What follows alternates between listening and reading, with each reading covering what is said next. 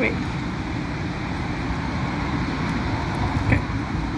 Right, hello everyone and good afternoon. It's 3 o'clock in London. I don't know what the time is where you are, but we'd love to hear from you. My name's Emma and I'm a travel curious guide to London. I'm also a Blue Badge London guide, and I'm really happy to give you a warm welcome to this corner of London known as Chelsea. And we're having a walk here today. We're going to walk from 30 to 40 minutes, and you have the opportunity to put some posts and questions on the screen because my lovely daughter Claudia is filming me today.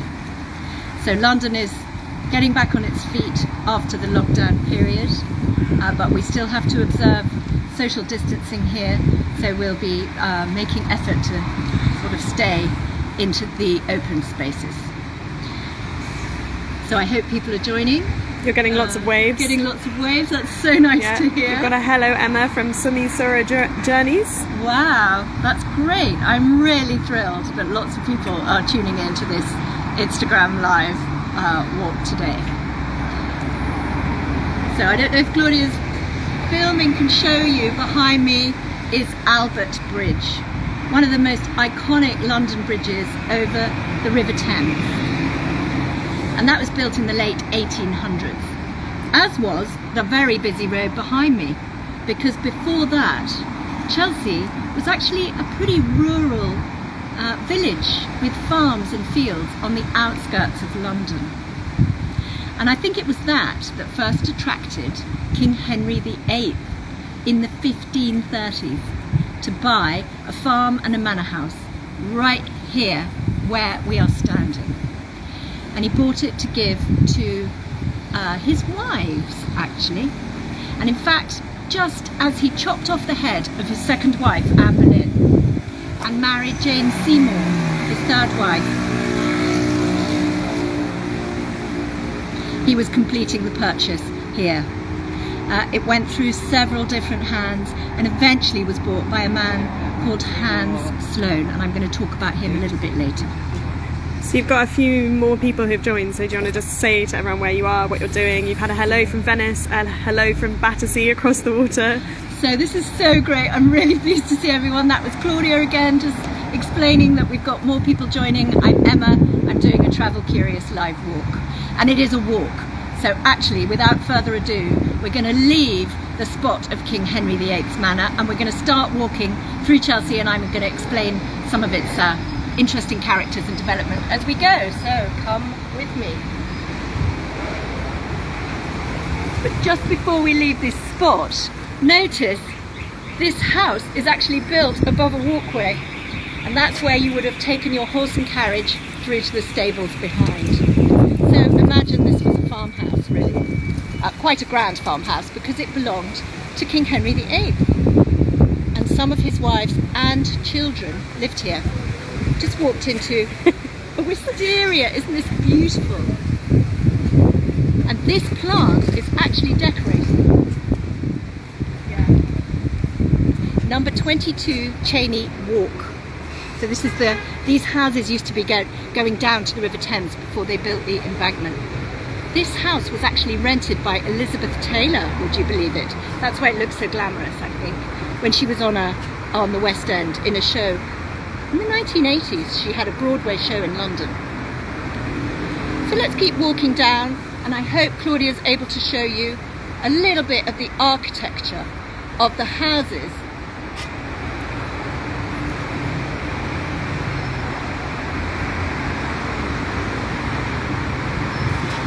So it's for a reason that this is one of the most famous streets in London, because the houses are actually really beautiful.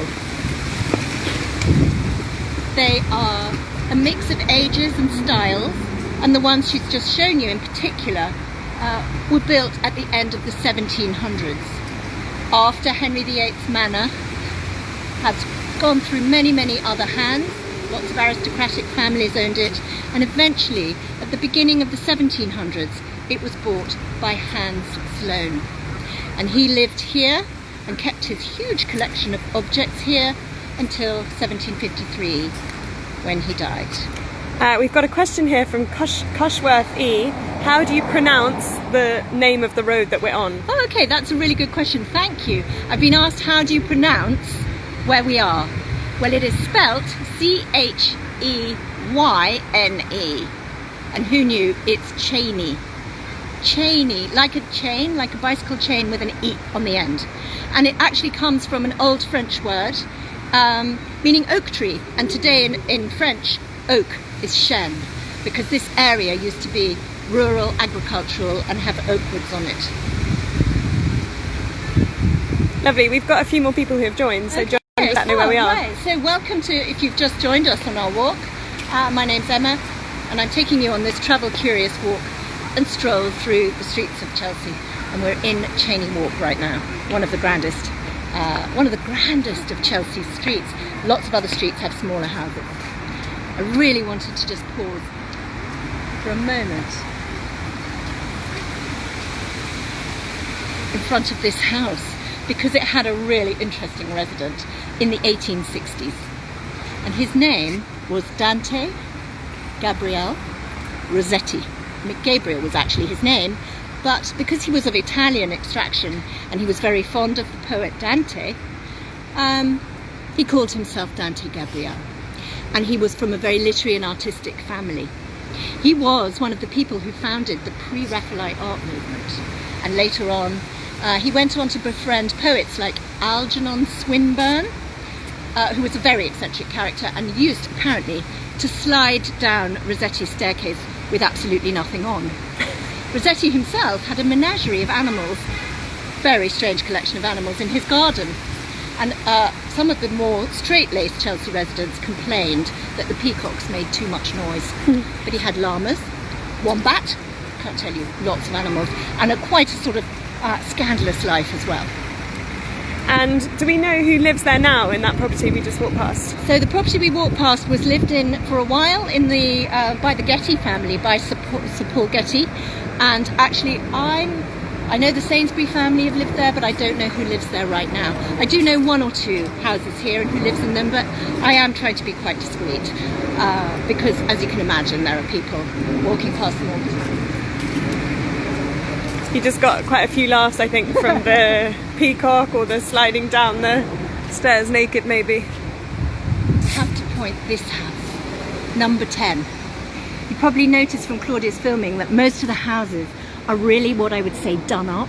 You know, they've obviously had lots and lots of money put in them. But this one is looking a little empty, isn't it?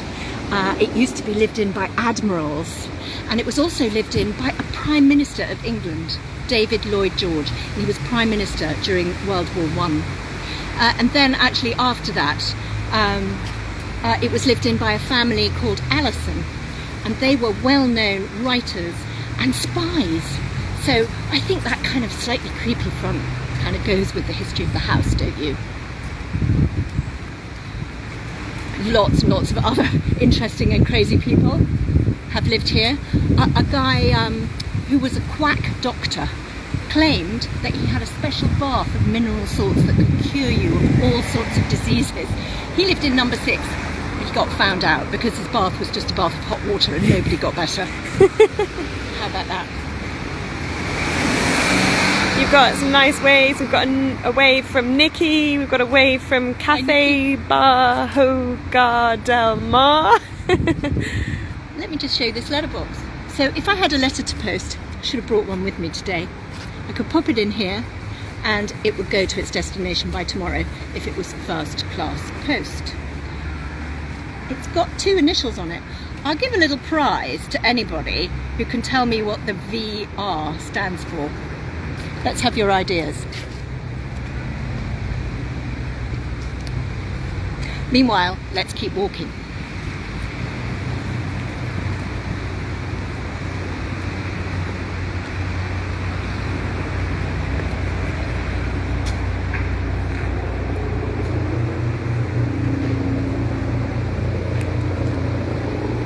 Thank you, Claudia. I think she's pretty good as a cameraman, don't you? Oh, we've got an idea from Cushworth E. And we've got a couple of ideas coming in. We've got lots of people getting the V. anybody got the R? Yeah? We've got a few answers. Well, congratulations. I'm going to give you the answer now. Put you out of your misery. It stands for Victoria Regina. Queen Victoria. So that's a really old letterbox, because the postage was kind of invented in her time, the penny black postage.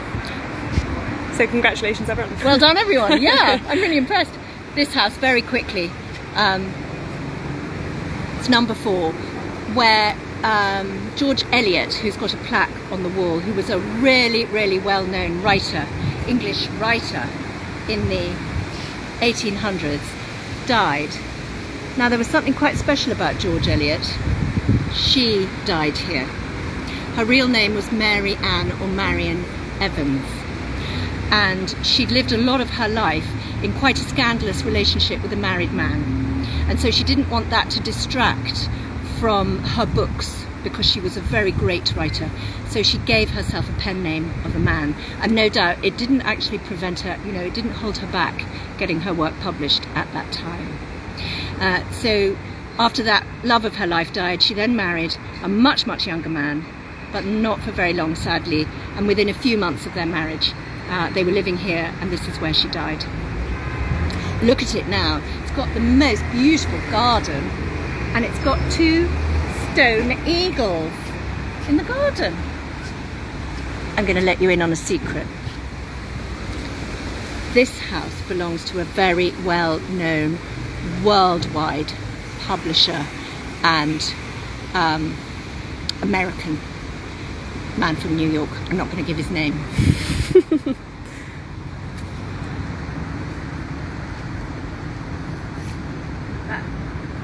Come on, Claudia.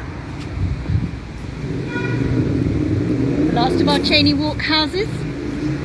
This one was lived in by Keith Richards and Anita Pallenberg at the time that they just made this film performance where Anita and Mick Jagger, the other Rolling Stone who lived just down the road, had a love scene on a bed, and they brought the bed here and put it up while they were shacked up together.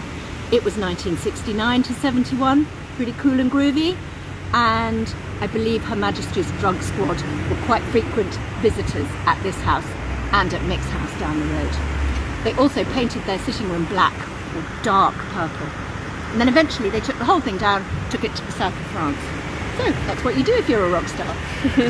Shall we keep going? Apparently George Eliot is Erica's favourite author. Oh wow. So which is your favourite novel, Erica? Is it Middlemarch? Middlemarch. Middlemarch. Many, many, many great people, great writers and critics have said Middlemarch is the greatest novel of the English language. I wouldn't disagree. Jenny Lamb has said, I need to live on Cheney. Well, Jenny, okay, I don't know how much money you've got in your piggy bank, but you might have to break it, because I was looking up a few property prices on Cheney.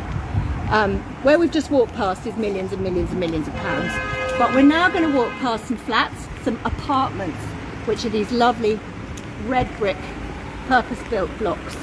So you could pick up something there, maybe like a 1-bedroom flat for about £1 million. Maybe that would be good, I don't know. I was going to buy one after the tour. I'll be able to afford it. Erica's favourite novel is Mill on the Floss. Oh, that's great too. I also like Silas Marner. I'm just going to... What's the greatest Rolling Stones album ever made? That's my call for the moment. Greatest Rolling Stones album ever made. I'm just going to film a bit of a wider view. We've been asked for a wider view. The only reason we're not on a wider view is so that you can hear her speak. So I'll try and give you a wider view as we're walking now. You've been asked, are you near the Albert Bridge? Well, we're near Albert Bridge, yes, and I'm sorry if you missed it right at the beginning, but it was just behind me. So if Claudia pans the camera... You can sort of see it. If you could, it's a pink line right at the back, will be right at the end of the shot in the screen now. I mentioned it right at the beginning of the walk, but not again. It's too noisy to go down there and film it today, sadly, and with the wind and the traffic of London getting going, sadly, we just can't do everything today. Have to come back for a tour.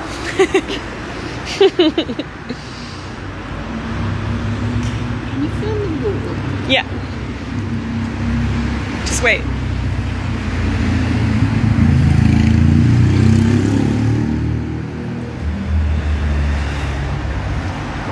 So I've just asked Claudia to film the wall on the other side of the street as we walk along.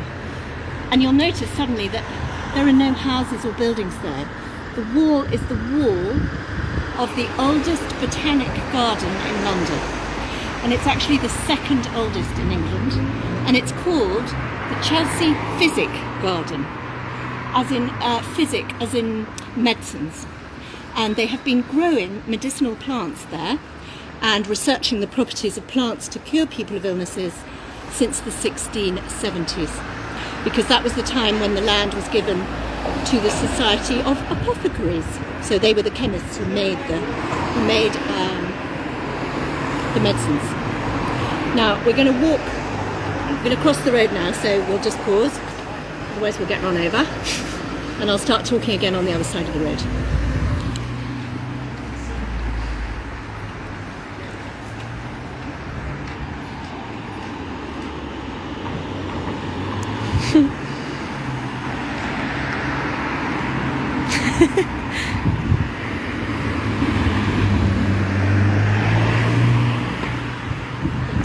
Okay, I'm back.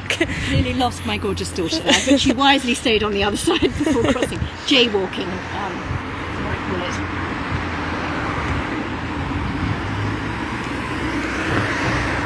So I just want to point down this road, which is called Swan Walk. Now there's an aeroplane going over, all sorts. Swan Walk is... Yeah. Swan Walk was named after a very famous pub, believe it or not, called the Swan, which was on the riverside at Old Chelsea. Just trying to get you further away from the road. There, that's fine. Okay. Okay. So Swan Walk, that's where that name comes from.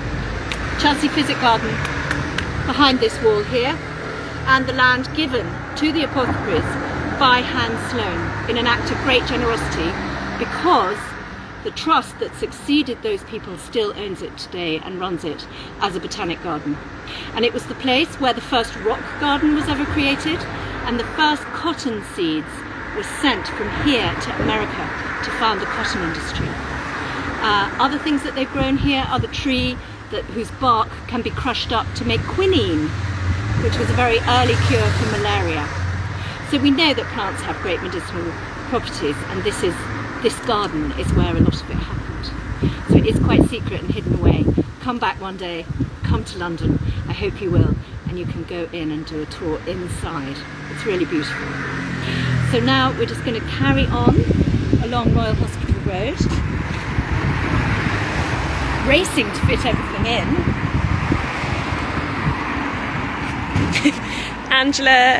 Angela Kelly says, also very important for a G&T. I imagine that was the quinine. Well, obviously that was, I wasn't going to mention it. But for a gin and tonic. After this tour today, don't you think we'll all go and have a G&T? Gin and tonic. And the other nickname for that tree, by the way, was Fever Tree. The Fever Tree. And that's a new tonic brand. And not that I'm pushing any brands, but that is a new brand of tonic. So we're just going to skip along quite quickly today to the next corner. We have Karen says, I can't believe I never saw it a million times in London. And we have Dan who says, is Gordon Ramsay on that block? Oh, I'm asked about Gordon Ramsay. Do you know what? We just walked straight past him.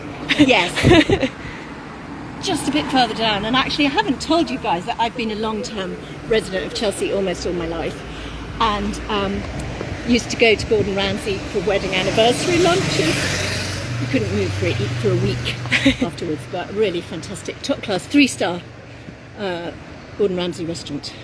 So yes, absolutely, quite right. And there are lots of good restaurants and pubs in Chelsea. Some of my favourite. You've had a couple more people join, so we can always just update them where you are. A few more people. Well, I'm Emma, and we're in the middle of our Travel Curious tour, walking tour around Old Chelsea. So, just going to dive very quickly to look down this street here, called Type Street.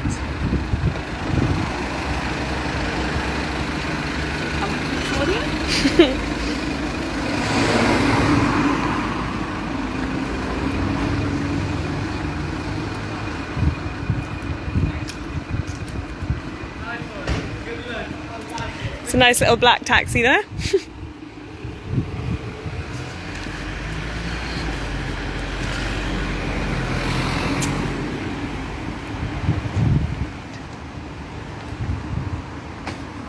Can you see the blue plaque? It says Oscar Wilde. Well, Oscar Wilde, the playwright and wit, came up with all sorts of those phrases that you wish you'd come out with at a party. And he lived here with his wife and 2 children, writing his plays, like The Importance of Being Earnest, for example. He wrote in his writing room in the house behind me. And one day he was sitting, maybe chewing his pencil a bit, looking for some inspiration of his next scene. Actually, today he might have looked out and seen a lady with a really smart handbag and said, "A handbag?" But no, that didn't happen. But what did happen was we saw a horse and carriage coming down the road to the artist studio, far end of the road on the left-hand side, where one of the great society portrait painters, John Singer Sargent, was painting the portrait of a very well-known actress. And her name was Ellen Terry. And as she got out of the carriage, Wilde was amazed to see she was dressed in full Lady Macbeth costume. A long green dress and her red hair plaited to her waist, looking totally magnificent. And he's said to have written, "Well, Chelsea is full of marvellous possibilities." And I think I'd agree with that, wouldn't you? I'm going to walk on now, but another artist who lived here in this street was a guy called James McNeill Whistler. And he was an American artist who settled in London. Very talented, great genius, but an extremely prickly customer. And he got involved in the 1870s in a libel suit, which bankrupted him. So his grand house that he had built by one of the leading architects of the day had to be sold before he'd ever lived in it. So that's quite a sad story of Whistler. But he painted lots of paintings of the River Thames, creating what was a mood. Now, things that to us today would be quite normal, almost abstract landscapes with very grey, washy colours, all about evoking a sense of place and time and mood. But it was a bit too much for the art public of the day to take. We're going to keep walking. Getting some nice feedback from all these stories. We got any more questions? I'd love to answer some more questions if you have any. Not at the moment, but Not at the moment. some Good. might come through. Okay, so But we've got 45 people watching, so... I'm just going to ask Claudia to film the other side. There's a modern building beside me, and it's the National Army Museum. It tells the story of... Sweet.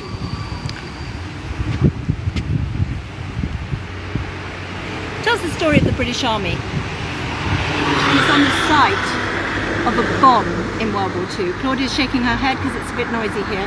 So we'll keep walking. Follow me. Karen says, watching and enjoying. It's a lot of walking. I knew it was going to be a challenge to show you everything I wanted to today. We have doing all right. We have a question. Yes. Are all the shops open now on Sloane Street? They are reopening slowly. I don't know if they're all open yet, but they are beginning to open. And tomorrow is a big day in this country because pubs are open. I don't know how that's going to work. But, you know, you can tell from the traffic that's coming down here. 2 months ago it was empty. People are really starting to get back to living and working again. So for once in my life I don't mind the noise so much. Where is your absolute favourite secret spot in Chelsea? This is from someone called Duracell Man. Hi Duracell Man. Where is my absolute favourite secret spot? Well, if I told you Duracell Man, it wouldn't be absolutely favourite or secret anymore. Well, it would still be my favourite, but it wouldn't be secret. Is that a bit of a cop-out? That's a cop-out. I'm going to point you in the general direction of it in a minute. But first, I want Claudia and me to cross the road. So. Wait.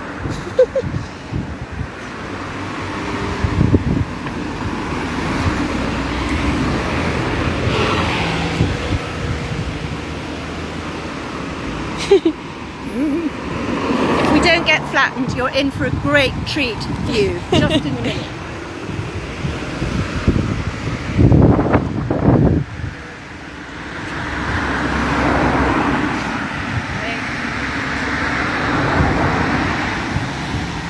So that building behind me, very large, very grand, is known as the Royal Hospital. And it was designed by Sir Christopher Wren, one of the great architects of the English Baroque period. I'm sensing there's quite a bit of wind. Can people hear Just me? keep going. Okay. I'm just going to try and keep going.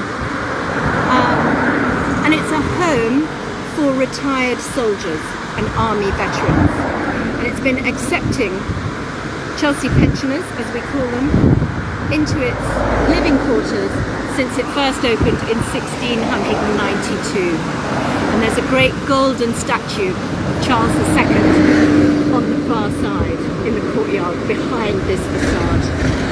But I love it. It's got this restrained elegance, classical features of columns and pillars that was terribly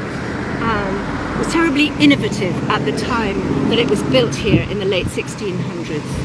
So really an extraordinary survival of a very different time and a different period, but still doing the same job of giving people who've given so much for this country a comfortable home in retirement. And they wear wonderful uniforms, which they love. And we quite often see them in our local supermarket. And sometimes they're in their scarlet uniforms that they wear for special occasions. And they'll always stop for a chat. And they've got great stories to tell, believe me, they're really interesting people. So I did want to get you a view of the Royal Hospital over there. Now we're going to, in our last few minutes, we're going to sprint up to King's Road, centre of swinging London in the 1960s. We've got a couple of questions. Year of construction of Royal Hospital? It was built between 1682 and 1692. Those were the years when it was built, Royal Hospital. And do you know what? There's a good story about it. King Charles II, who was on the throne at the time, had many, many mistresses. He did have one wife, but with that one wife he had no legitimate children. He had lots and lots of illegitimate children. But one of his mistresses was a very famous actress, and her name was Nell Gwynn. And she had a house the far end of King's Road, and Charles II used to visit her. And apparently she was the person who persuaded him that it would be a good idea to build a home for army veterans for the very first time. Now I don't know if you're able to get a glimpse of this beautiful cricket ground. I mean, we are English, we love cricket. And there are lots of famous cricket pitches in London, like Lord's and the Oval, with public stands. But this one is completely private. It belongs to the army. And so you have to have the army permission to play cricket matches there. They sometimes play against the police and the fire service. So from time to time, you can just wander along here and listen to the sound of leather on willow. That's the leather cricket ball. It's struck like a willow bat. The rules are, take weeks to explain, but it's a very quintessentially English game, and you actually see it being played all over England at the weekends on village greens, in the little towns and villages that are spread out all over our countryside. So great tradition. There's a bit of a discussion going on about whether women are allowed to live in the Royal Hospital now or whether it's only men. Yes, that's a very good question about women in the Royal Hospital. And yes, I'm pleased to say they've gone co-ed. So absolutely, if you're a woman, you can live in the Royal Hospital as well. Thank you. Thank you. But you have to fulfil the same criteria of having been a member of the armed forces for a certain period of time, etc., etc., and you surrender your army pension. And you can't be married, you still have to be single to live there. But yes, ladies, absolutely. And there are, I don't know exactly how many there are now, but there are quite a few. We had a question earlier on that was quite interesting about having lived in Chelsea yourself. Do you think the kind of area has changed in terms of its vibe and its residents? I'm asked whether it's changed. well, since I was born, definitely, yes, it's changed a lot. And I won't even tell you how long ago that was. But I was born in quite a sort of boho area of Chelsea. And today, the houses where we lived as a family go for millions and millions. So yes, it's changed in the sense that the property prices have got so much higher, but it's still a very lovely family area. And it's very, very international and cosmopolitan. And I think it's probably fair to say that since it was built, it always has been. And let me tell you, as a local, if you have a dog and you get a pass to go into this garden to walk your dog, you get some of the best gossip in town.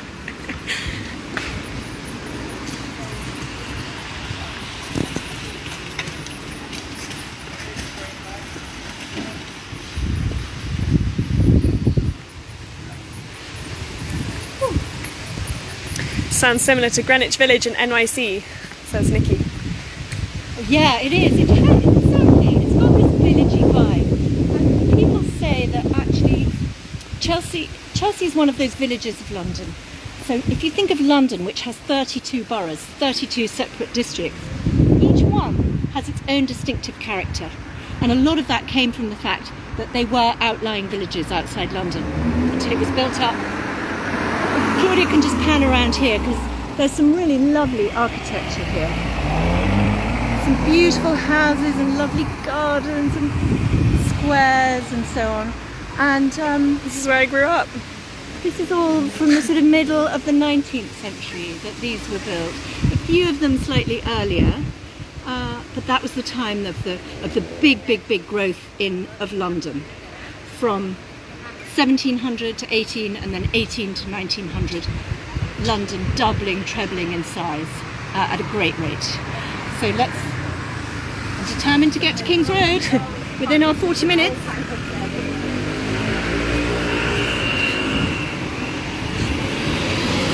There's another. It's a great. I mean, I'm not obsessed with post or anything, and I do use email, but isn't this the most stunning letterbox? It's not round, it's octagonal, and it's got a beautiful sort of leaf decoration on the top. Okay, let's keep going. Anyway, right. Well, I don't know about you guys, but I'm getting thirsty, and just as well, because we're going up Mid Street here, and I think I was asked about my secret hidden places of Chelsea. Yep. Well, we're just going to walk right past one of them any second now.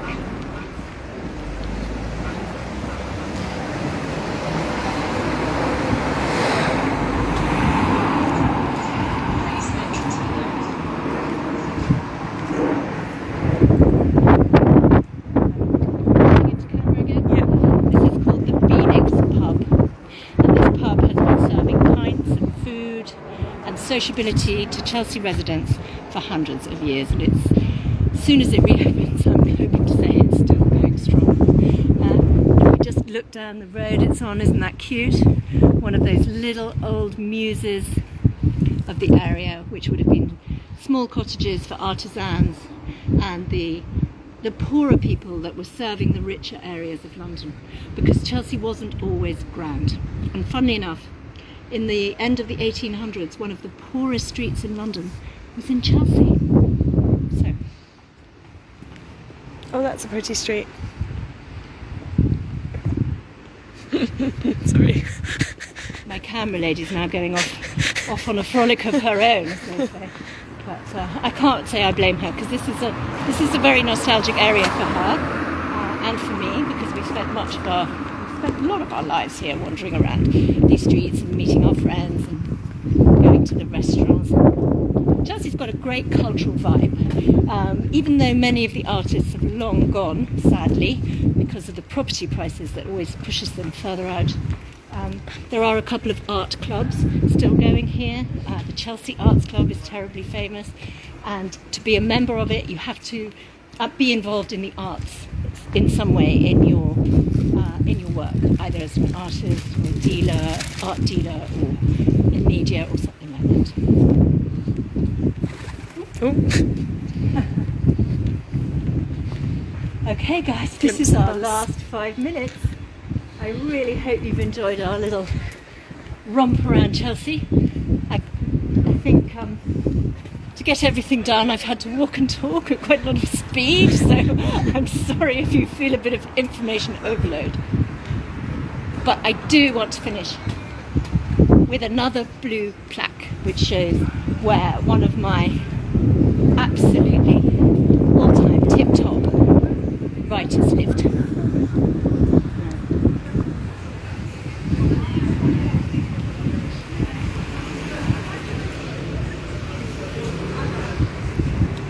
Turn across the road. Okay, let's cross the road.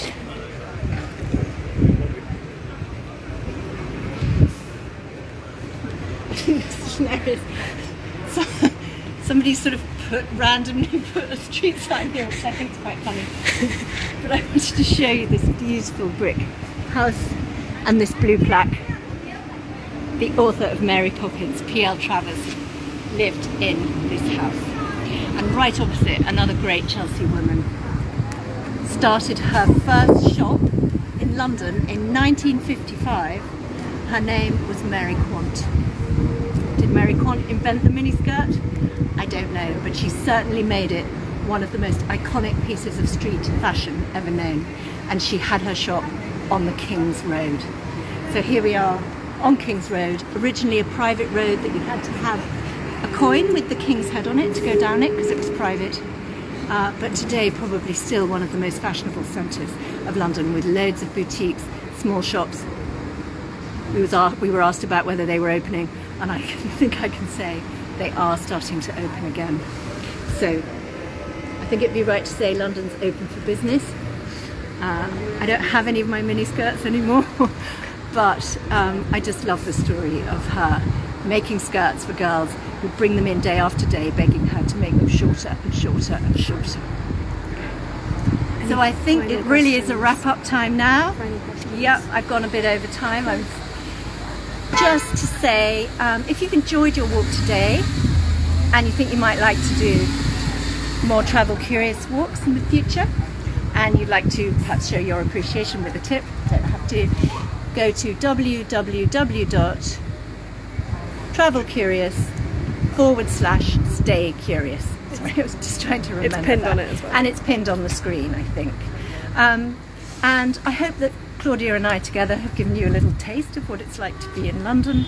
And I'm just absolutely thrilled that lots of people joined in from all over the world, it seems, and from the States and Battersea, which is just on the other side of the River Thames where we started. We've been asked just a couple of final questions as we're getting in lots of awesomes. Thank you, fantastic Emma, absolutely loved it. Thank you. Thank you. But we've been asked, are you close to Markham Square? I've been asked, are we close to Markham Square? If we've got time, well, in fact we don't even have to move. Just tilt the camera, Claudia. Behind the bus. Behind the bus is a tree, the tree is in Markham Square. So Mary Quant's shop was right on the corner, and next to it was the Markham Arms pub, where the Cray twins and Spies and all sorts went on. So come back with me one day and I'll walk you up the King's Road to give you some of the fantastic history of rock and roll and sex and sin in London. I think I better stop now before I get carried away. You've got lots of, thank you so much, fabulous start to the weekend, from India too, thank you. Well, I'm really honoured, it's a great privilege. Your favourite resident of Chelsea? My favourite resident, definitely the slightly spiky and grumpy P.L. Travers, without whom we never would have had Mary Poppins, or Tom Hanks and Emma Thompson making the film about her, saving Mr. Banks. Marvellous. So yeah, for me it would be her, or possibly, I don't know, there are so many. Ask me next time. Great to see you all. And oh, one other thing I forgot to say, if you do give a tip, then anything you give will be taken off a tour that you book for Travel Curious if you come back with us when we're all back in action again. So many thanks and goodbye. From Seattle, Fife, India, America, goodbye.